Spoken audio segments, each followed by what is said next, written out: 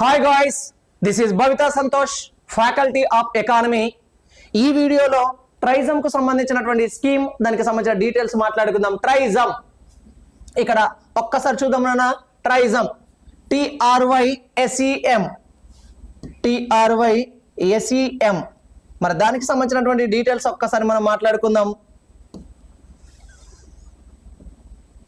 దానికి సంబంధించినటువంటి డీటెయిల్స్ ఒక్కసారి మాట్లాడుకుంటే, ట్రైజమ్ అనేటువంటి పథకాన్ని ఎప్పుడు ప్రారంభించడం జరిగింది అంటే ఇక్కడ 1979 ఆగస్టు 15 నాడు ఈ పథకాన్ని ప్రారంభించడం జరిగింది నాన్న.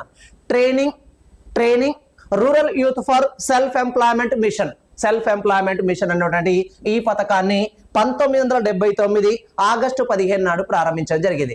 మరి ఇక్కడ ఈ పథకం యొక్క మెయిన్ కాన్సెప్ట్ ఏంటిదంటే, గ్రామీణ ప్రాంతాల్లోని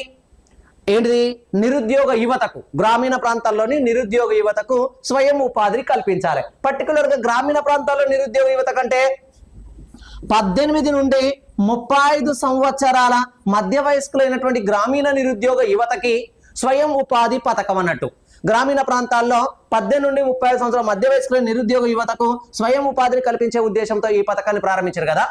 ఈ పథకంలో నిరుద్యోగ యువత ఎవరైతే ఉంటారో ఈ పథకం కింద రుణాల కోసం కానీ లేకుంటే లోన్ కోసం కానీ దరఖాస్తు చేసుకోవచ్చు. ఎక్కడ దరఖాస్తు చేసుకోవచ్చు అంటే ఆయా జిల్లాల్లోని DRDO ఆఫీసులో రుణాల కోసం దరఖాస్తు చేసుకోవచ్చు. ఎవరైతే రుణాల కోసం దరఖాస్తు చేసుకున్నారో అందులో కొంతమందిని ఎంపిక చేయడం జరుగుతుంది.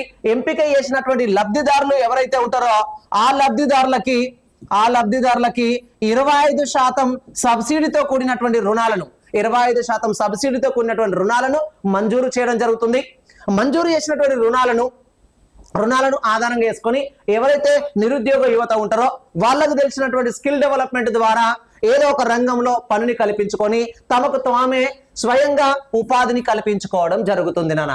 మరి ఈ పథకాన్ని తర్వాత ఎందులో మెర్జ్ చేశారంటే, ఇక్కడ ఈ పథకాన్ని 1999 ఏప్రిల్ 1 నాడు